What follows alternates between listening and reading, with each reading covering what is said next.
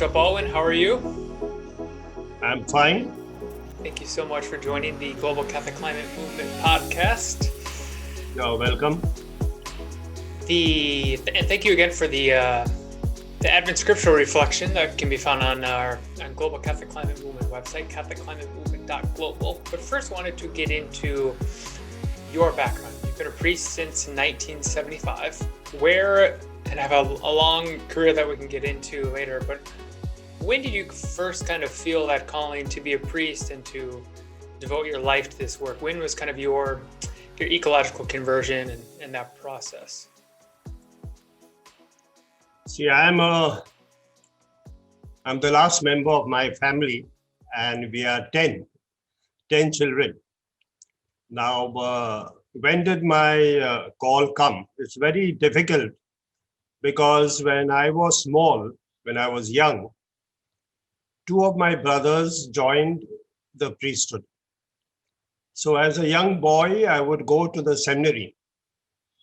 And then two of my sisters became religious sisters, nuns.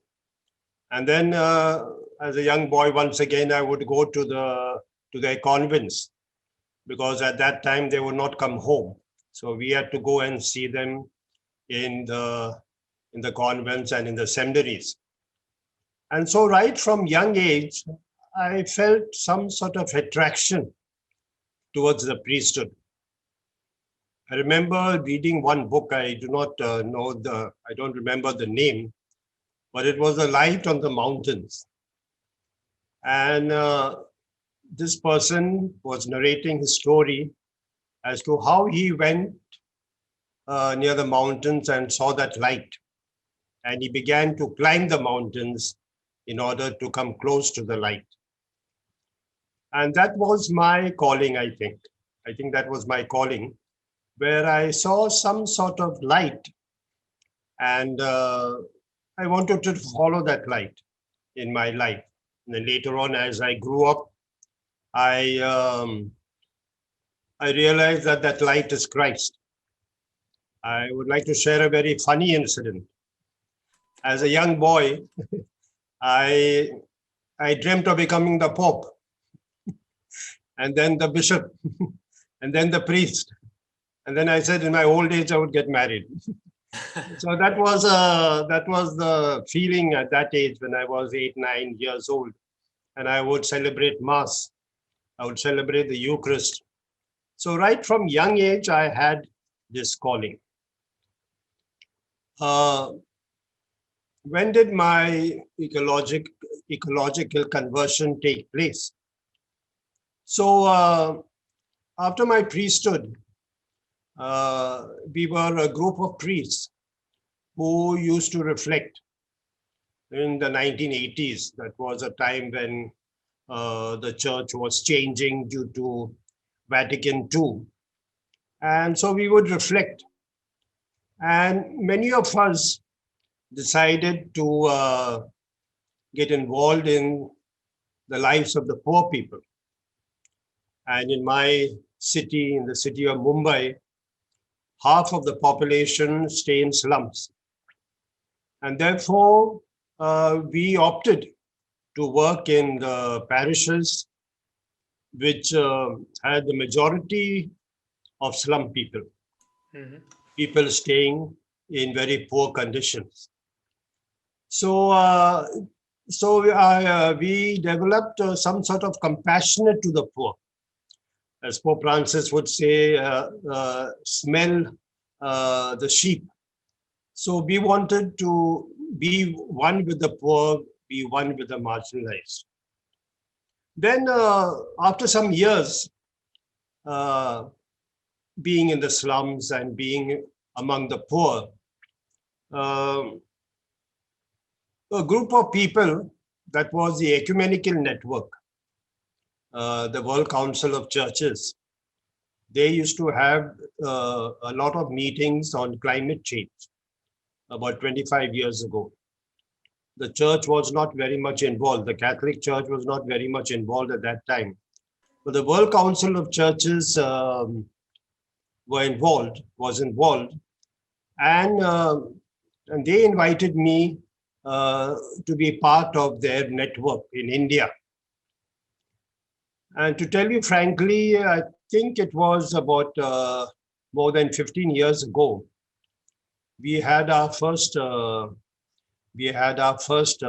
workshop on that time. It was called global warming, and we had our first workshop. It was an ecumenical workshop, and I was not very much interested, but all my friends. I had a lot of friends in the ecumenical movement, and since it was the initiative of the World Council of Churches, we decided to have a seminar. And I tell you frankly, I could not understand any terms of global warming. There was the science of global warming and the effects of global warming, and so it was very difficult. So it was a mostly scientific kind of presentation. Yeah, more scientific knowledge, and as I said, it was called global warming. And so it was very difficult to understand. But since we were a group of friends, this ecumenical group, we said, let's meet and let's reflect every year. So then the following year, we called people of different religions, from Islam, from Hinduism, from Jainism, and we said, what does your religion say about global warming? And so then slowly we got involved. And then I became a member of the Indian Network for Ethics and Climate Change. We said other groups are talking about the scientific aspect of global change. But let us dwell, since we are church people, let us dwell on the ethics of climate change. And therefore, then we started having workshops in India. The Indian Network for Climate Change, we started having workshops for the youth and for adults on this topic, on the ethics of climate change. And this is about 15 years ago, right around there, early 2000s maybe? Yeah, about 15 years ago. Ours was one of the first networks in India, though there were other groups which used to study the scientific aspect of global change and would produce a number of documents. Then suddenly in 2011, the Federation of Asian Bishops Conference, Miserior, said, I think the Asian bishops should get involved. Now it was climate change. They should get involved in climate change. Now, once again, I was a priest, but once again, the talk or the seminar was too scientific. And I remember my own Cardinal Oswald Gracious, who was a president of the FABC, said he could not understand anything that was taking place in 2011. All big scientists had come from Europe and from other places. And he said, but then Miserior said, no. Climate change is a very important topic for the Asian bishops. So let's have another seminar in 2013. And I was present there because the Cardinal knew that I was involved in climate change, in the ethics of climate change. So then he invited me to Bangkok. And then Miserior said that we should have a climate change desk as part of the Federation of Asian Bishops Conference. We should have a climate desk. And they were searching for a secretary of the climate desk. So then, since they knew that I was interested in global warming and climate change, they asked me to be the secretary of the climate change desk. And that was a real turning point from 2014 or 2015, where I really plunged into this issue of climate change with the support, because we had the support of Miserior. And so and that was a very important time, 2015, the Paris Conference of Parties, and Pope Paul Francis's Laudato Si. And therefore, we organized, I think, four workshops in Bombay, in Bangkok, in Manila, and in one other place, where we really studied this aspect. We call bishops, we call priests, we call religious, to really study this aspect of climate change. And now we have the Laudato Si encyclical. So we got the people really interested in Asia.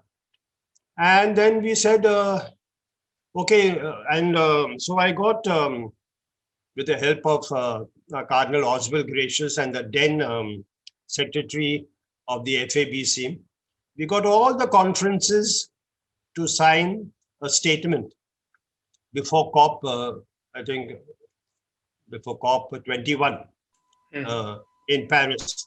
So, GCCN took a very active part also. They took an active part in getting all the conferences of the world.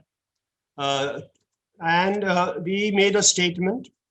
It was written by us, but it was presented by the presidents of the various conferences. And Cardinal Oswald Gracious was one of the persons who presented this statement or this demand to the world leaders. So we realized that in Asia, we need to get people really involved in climate change. So we said, why not, I was in charge of the climate change desk. So why not talk to various stakeholders? So we said, women and climate change, then business people and climate change. Yeah? And then the clergy and climate change, for seminaries to have a curriculum on climate change. So in this way, we tried to touch a number of people all over Asia. Now, I think it's, of course, this was Asia, but it's more important. Our Archbishop felt that we should, of course, think globally, but act also locally. So in our own archdiocese, at that time I was still a priest. Of course, now also I'm a priest, but I was a priest at that time, and we started the Office for Environment. So ours is one of the first dioceses in India that has started the Office for Environment. And here we had a number of activities. For instance, we requested the Archbishop to declare Bombay as a green diocese. So from 2018, we started having various activities in order to make the Archdiocese of Bombay a green diocese. We tried in Bombay as well as in Asia. We printed or published a book, six aspects about climate change. And we trained a number of people so that they can, training of trainers, so they could go and train other people. Then we had the Eco Ambassadors course in the Archdiocese of Bombay. So we asked people, would you like to be, first we said, should we call it warriors or should we call it ambassadors? We felt that sort of warriors, that's too strong. So we said Eco Ambassadors. So we have trained a number of people having sessions, and even now during the pandemic, we have had 2 or 3 training sessions on Zoom, online, so we have got a number of people who are really enthusiastic about the climate change, about the environment. Then, of course, we have a newsletter, and where we 4 times in a year, we publish various initiatives. Then in Bombay, we had a school competition as to which school is a green school. And so a number of schools took part. So in this way, we have had a number of activities. Mhm. Now, since Bombay was in a way so successful, the Archdiocese of Bombay, then of course in 2017 I was consecrated a bishop, and when we went for the bishops' meeting of the Latin Rite, they said, why should we not have a commission, or why should we? I mean, we should have a commission for ecology on the national level. Uh, of course, I think all were enthusiastic because by now a number of bishops in India, in Asia, were getting more and more enthusiastic about climate change, Mhm. and Yeah. so yeah, and so they voted for a commission for ecology. So, but unfortunately, uh, we started the pandemic, and so we couldn't get things very well organized in the whole of India. But just recently, I think last month, we had a training course for all over India. Another point that we try to follow is to network. We feel that we can't do things by ourselves. We are a minority also. The church is a minority in Asia. And therefore, the need to sort of network with other groups. And now, sort of recently, we felt that why don't we network with Asia Pacific? So the FABC, Asia, as well as Australia and the Oceania, we are coming together on the 17th of December to speak about some of the ecological problems and also other issues. So we are trying to broaden this our involvement in climate change, because now we call from global warming it became climate change, and now we call it climate emergency. So we are shifting the goalpost, but I think it is the same.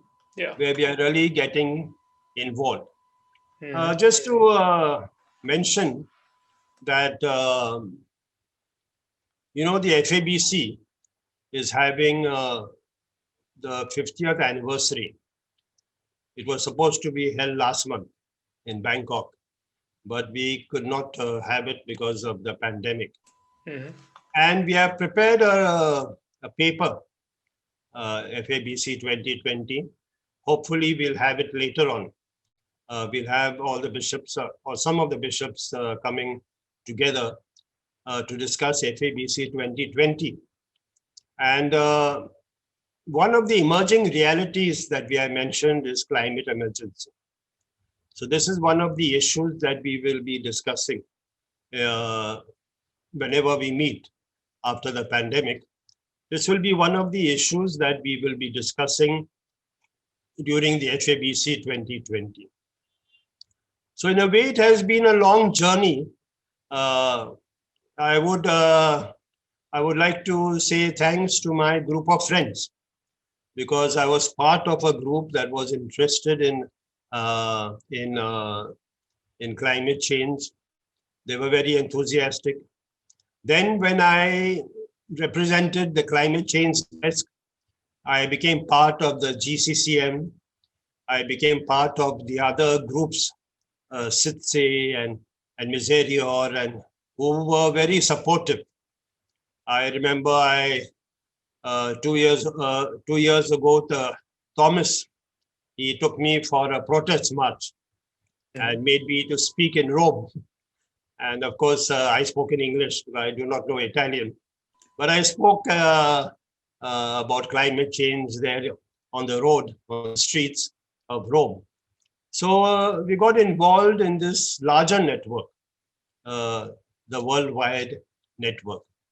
And it has been very fruitful. It has been very satisfying, because I felt that climate change is one of the issues, one of the most pressing issues.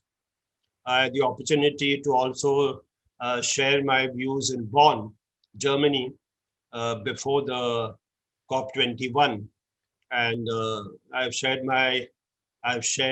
regarding Laudato Si. We have published also a number of books and articles on Laudato Si. So it has been a very fruitful journey in the last 15 or 20 years, getting involved in this issue of climate change. Mm-hmm. And backing up just a little bit, a lot of people, a lot of religious officials probably go to conferences and then maybe, put that pamphlet aside or don't think about it again. What for you changed inside of you, or what did you see, or, what changed about you to want you to care about this issue, to make you realize, okay, yeah, this is one of the most important issues of our time. Like, I need to help the church and I need to help us all understand this and take action against this. What changed inside of you? The exposure to this reality. I remember in 2013, people came from the Pacific Islands, and they were sharing about their lives, and how the islands will soon disappear because of the rise of water. Oh. And they showed us some films, and also when I think 2 or 3 years ago we had a workshop in Rome, and there also one of the ladies, she was a poet, and she was sharing. She said, "This is my letter of my daughter, and my daughter is telling me, why are you going to Rome? Here we are suffering." And she was so emotional that she fainted there in Rome. We were having the meeting. So a number of sharings of people, and of course, in my own country, and also Bombay, I've seen the effects of climate change, famine, droughts. I've seen the effects of climate change, and therefore it has touched my heart. It has touched my heart, and in some way or the other, it has, in a way, converted me. I got converted because of my exposure to all these realities. Meeting people. Of course, I have not gone and I have not visited actually the places except in Bombay. And so I have not really seen the effects of climate change, but I have met people. I met people who are affected by climate change, and their stories. The stories have, in a way, touched me, and I have been one with them, seeing their sufferings and witnessing the cries of the people. Mm-hmm. Where in Mumbai, how do you see climate change happening? How do you see the cry of the earth and the cry of the poor, and how have you seen it in your city? Yeah, in Bombay, I have seen it because the lives of the people are affected. There have been a lot of destruction of mangroves, and they are having a coastal road. Then they were going to have a car shed in a dense place, where there are a lot of trees, and they cut a lot of trees. So there were a lot of protests against all these moves, and we realized that Bombay is on the coast, and we soon realized that there will be floods, and slowly, maybe after 10 or 15 years, Bombay will be covered with water, and therefore we need to do something about this. The causes of climate change, the causes as to why these effects of climate change are happening. Mm-hmm. And it's interesting, excuse me, your ecological conversion, as you said, you were converted, but it wasn't a one day or one, you didn't go to one conference and then the next day you were marching to the Federation of Asian Bishops conferences. This has been a more than a decade process, right? Kind of a slow ecological conversion. Yeah, it was a process.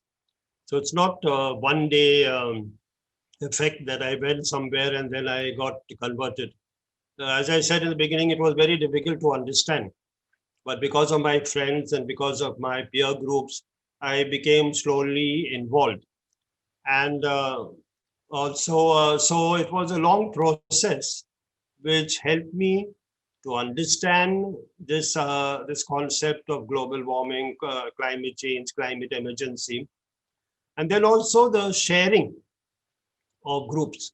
There were other people also in Asia, in the Philippines and in other places, where they tried to share, where they tried to explain what is happening in their country. I had gone to the Philippines, and at that time when Pope Francis had visited that place, and of course I did not go at that time, but there were people who were sharing, and they showed us the films of how the floods had affected the people, how they were clinging. Sort of one of the women said that when I was in the water, and my husband and son was far away, and that anxiety as to how they will reach me and how I will reach them. And it took a long struggle, and she said finally we came together, and that was because of that flood during the year Pope Francis had visited Manila.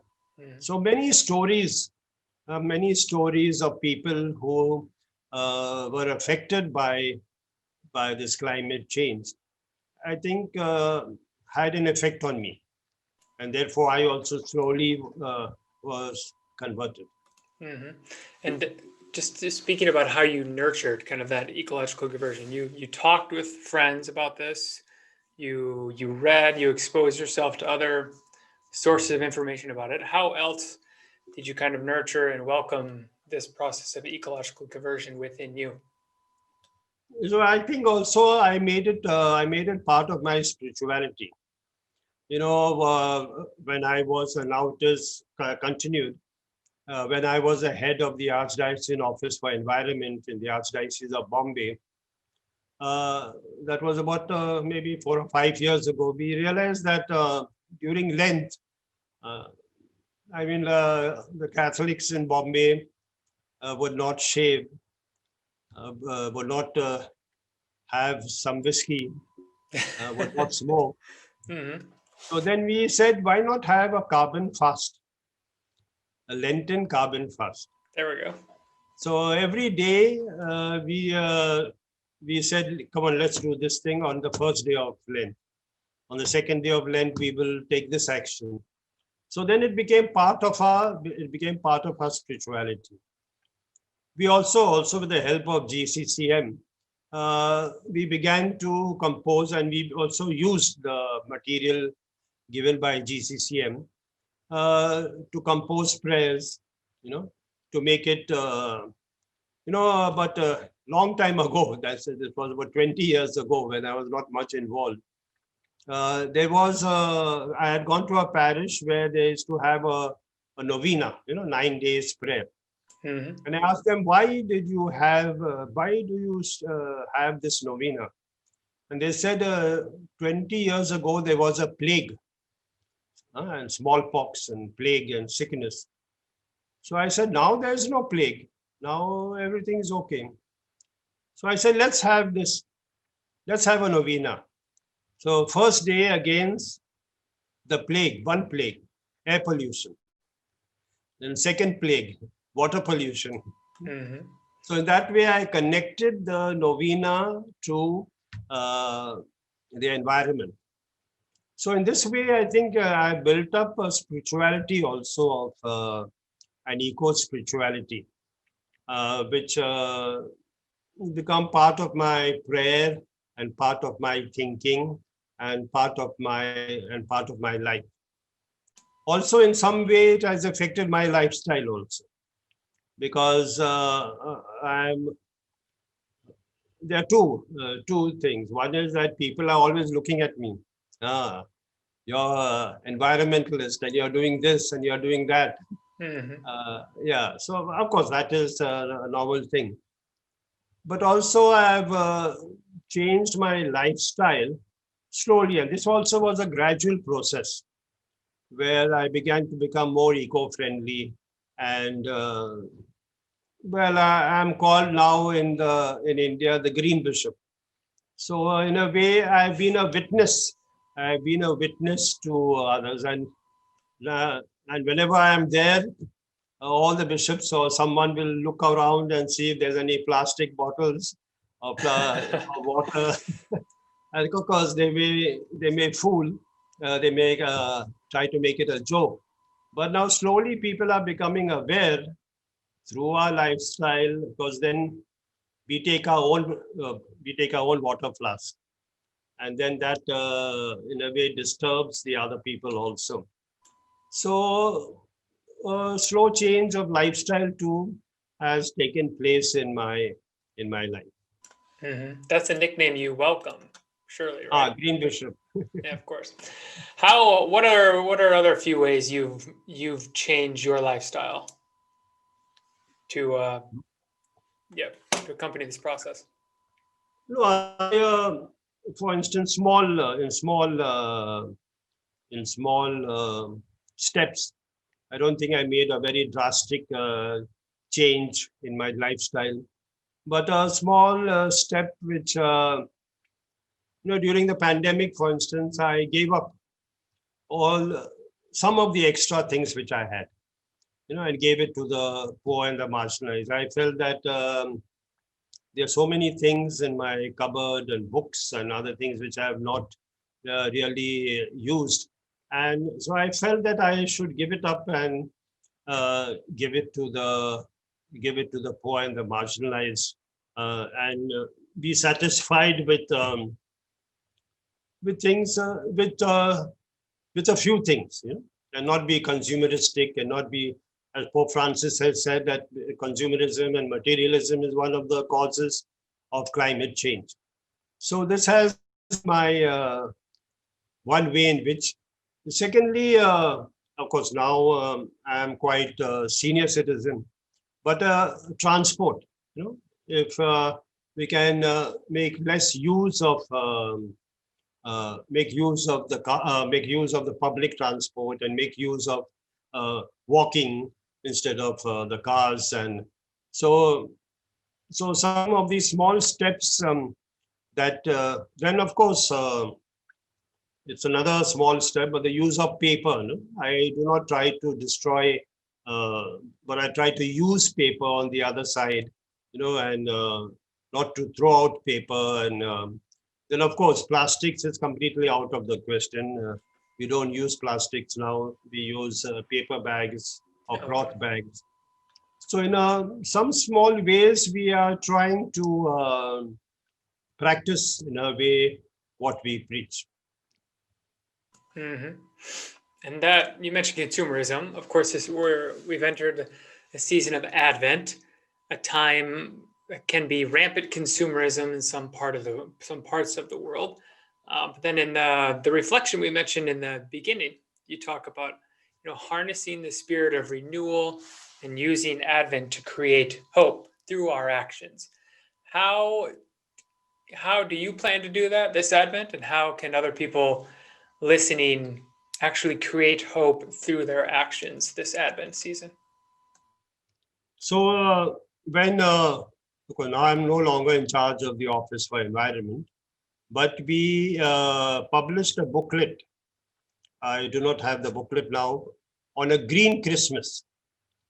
So I remember it was about 3-4 years ago now, how the altar around the Christmas, on Christmas Day, can be green. Can use plants and flowers and all, which can be green. It can show then also the crib. many of our parishes, but now I do not know during the pandemic, but many of the parishes, they had a crib with a clear message on climate change and the environment. So they gave a message, and in India and Bombay, people of all faiths come and see the crib. So the crib was one way in which we gave the message to. Then another thing which is happening, but not very much, is to cut down celebrations. For during Christmas and during the other events, during the other sacraments.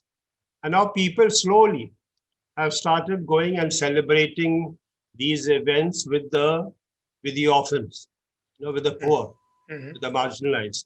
I mean, not many, but at least a few people have started taking their children and spending time with the orphans and the marginalized.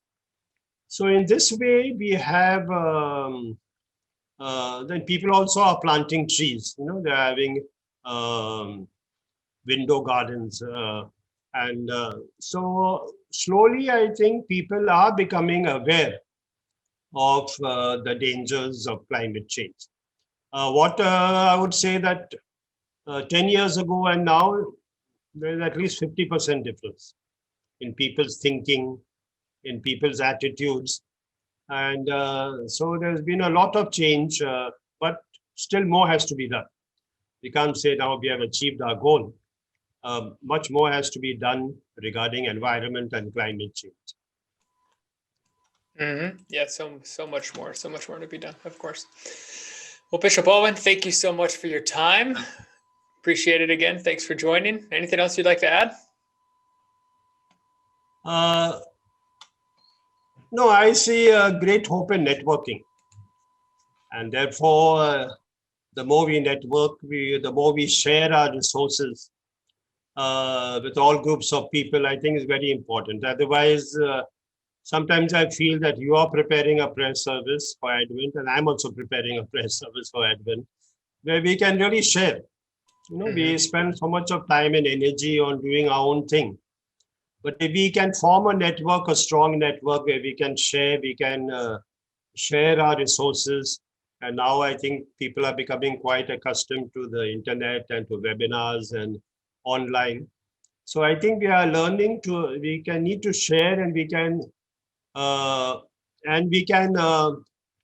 spend the time that we save for other creative things. So I think this aspect of sharing and networking is very important. Yeah, well said. Well, thank you again, Bishop. We will talk soon. Have a great day.